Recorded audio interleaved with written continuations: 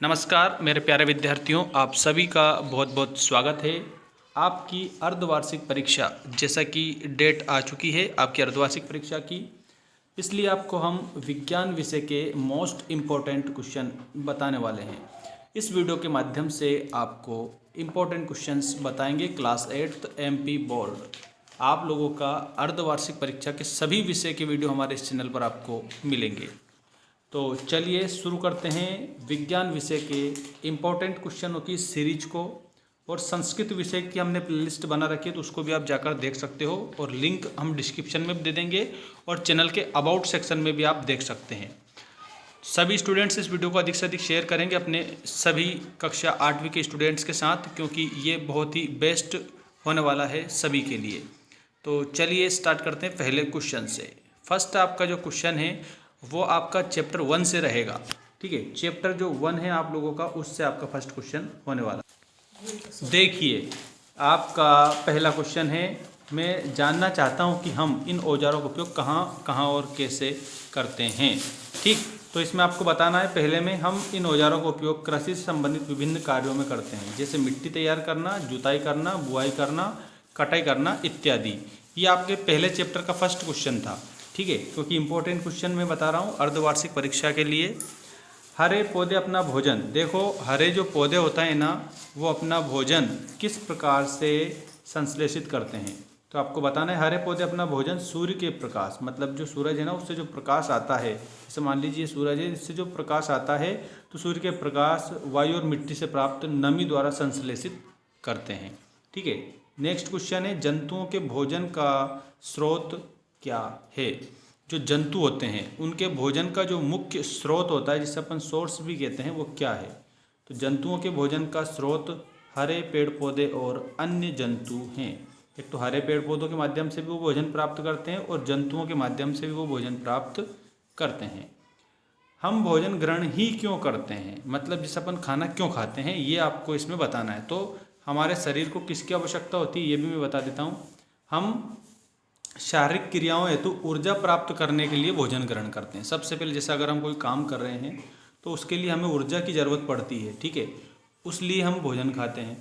ठीक, और भोजन जब हम करते हैं तो प्राप्त ऊर्जा का उपयोग विभिन्न जैविक प्रक्रमों जैसे पाचन, श्वसन और उत्सर्जन के संपादन में करते हैं। ठीक है, इसलिए हम भोजन करते हैं। इसके बाद में आप देखिए अगला जो प्रश्न है, धान को शीत ऋतु में ही क्यों नहीं उगाया जा सकता। तो धान को उगाने के लिए बहुत अधिक पानी की आवश्यकता होती है, क्योंकि उससे चावल की खेती है वो एक तरह की, तो उसमें पानी की आवश्यकता पड़ती है बहुत ज़्यादा, तभी जाके फसल पकती है। तो धान को उगाने के लिए बहुत अधिक पानी की आवश्यकता होती है, अतः इसे शीत ऋतु में नहीं उगाया जा सकता। इसे केवल वर्षा ऋतु में ही उगाया जा सकता है, क्योंकि वर्षा ऋतु में क्या होता है, पानी की जो मात्रा है वो अधिक होती है। ठीक है, इस प्रकार से धान को शीत ऋतु में नहीं उगा सकते हैं। ठीक है, उसको सिर्फ बारिश में ही उगाया जा सकता है। इसके बाद में नेक्स्ट प्रश्न है, पोली मिट्टी किस प्रकार पौधों की जड़ों को सरलता से श्वसन कराने में सहायक है। तो इसमें आपको बताना है पोली मिट्टी में वायु अधिक गहराई तक जा सकती है। जो पोली मिट्टी होती है ना, भुरभुरी मिट्टी जो होती है, उसमें क्या होता है कि जो वायु है वो अधिक गहराई तक जा सकती है, इसलिए गहराई में फंसी जड़ें भी सरलता से श्वसन कर लेती है। अगर जड़ें श्वसन कर लेती है तो वो पौधा बड़ा हो जाता है। ठीक है, इसलिए पोली मिट्टी में जो पौधे की जड़ें हैं उनको सरलता से श्वसन कराने में सहायक होती है। ठीक है, ऐसे आप ध्यान रखना।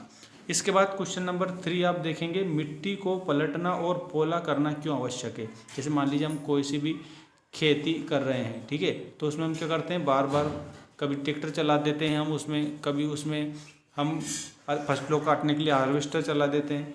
तो कहने का मतलब ये है, जिस ट्रैक्टर चलाते हैं तो उसमें हम जुताई करते हैं, हकाई करते हैं, तो वो जो है उससे मिट्टी पलट जाती है और पोली हो जाती है, तो उससे क्या है, फसलें अच्छी होती है। इसलिए अब समझो आप उत्तर को।